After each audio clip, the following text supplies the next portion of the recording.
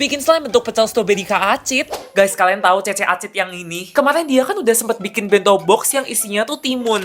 Nah, kalian tahu sekarang dia ngapain? Dia bikin bento lagi pecel strawberry.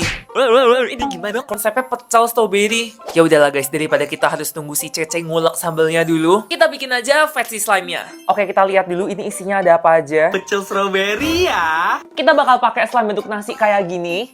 Tada, ini kita masukin dulu nasinya. Kita penuhi nasinya soalnya harga bentonya 175.000. Kita tambahin potongan-potongan kayak gini. Ini biar makin cabe gitu, kayak makin pedes. Nih, cabe yang udah diulek sama si Cece Acit nih. Tuh jadinya kayak gini. Nih, ulek-ulek. Ini slime cabenya udah jadi. Nih, kita penuhin aja nggak apa-apa karena ini kan bento sultan. Bentar, aku hampir lupa sama bahan paling pentingnya. Strawberry. Kita kasih strawberry-nya.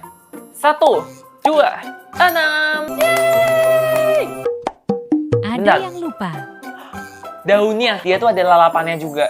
Lalapan bentuknya kayak apa ya? Bikin pakai slime kering. Lihat, ini dia hasil pecel strawberry-nya. Harus aku akuin idenya Cece gong banget sih. Bisa bikin pecel strawberry. Mungkin besok bisa kali ya bikin pecel durian.